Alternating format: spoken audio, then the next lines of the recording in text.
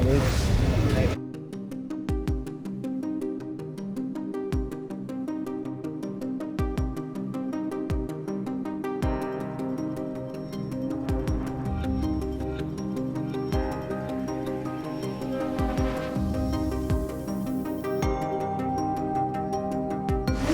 2026 को एक चोरी का मामला सामने आया था, जिसमें एक घर से तकरीबन 2 करोड़ और 2.5 करोड़ के करीब की जो ज्वेलरी है, गोल्ड की ज्वेलरी, वो चोरी हुई थी।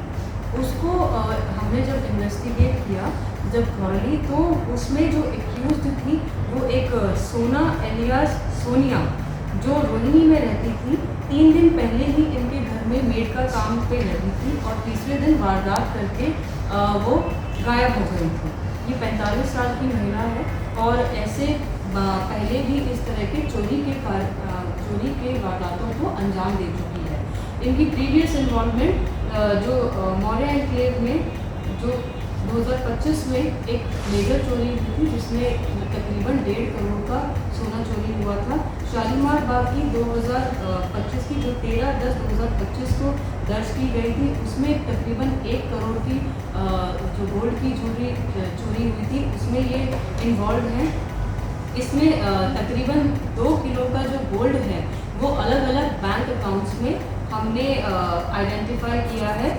और जैसे मुथूट है और बाकी जो बैंक्स हैं जो कैश अगेंस्ट गोल्ड देते हैं, उसमें ये पैसे को जमा कराती थी और बहुत ही लाविश लाइफस्टाइल जीती थी। जब टीम ने रेड करी है तो इनके पास तकरीबन 15 कुत्ते थे, जिसमें से काफ़ी फेरोशियस भी थे, जो टीम को अटैक भी कर रहे थे। बट डिस्पाइट दैट टीम ने बहुत ही अच्छा काम किया है। शालीमार बाग थाने की टीम ने बहुत मेहनत करी है और बहुत सूझबूझ से और इसको इन्वेस्टिगेट करके जो जितना भी सोना हमारा पहले चोरी हुआ है उसको बरामद किया। किस तरह से ये प्लानिंग करती थी और कहाँ से आगे आते थे इस तरह की चोरी करने?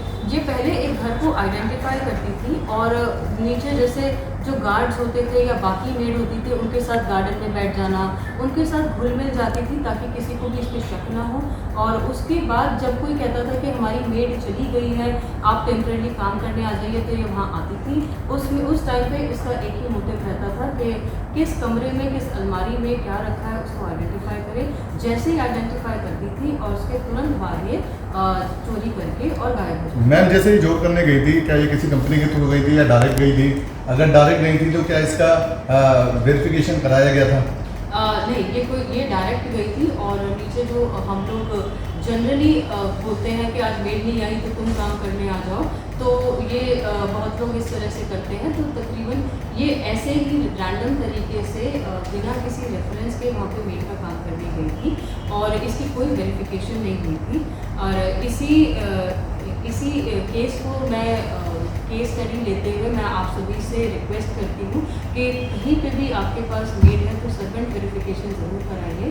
और कोई भी नियरेस्ट थाना है वहाँ पे आप या तो आप खुद भी जा सकते हैं, नहीं तो हम कैंप भी लगा रहे हैं जगह जगह पे, उसके थ्रू आप सर्वेंट वेरिफिकेशन ज़रूर करें। मैं क्या इसके प्लान में कौन से लोग शामिल थे?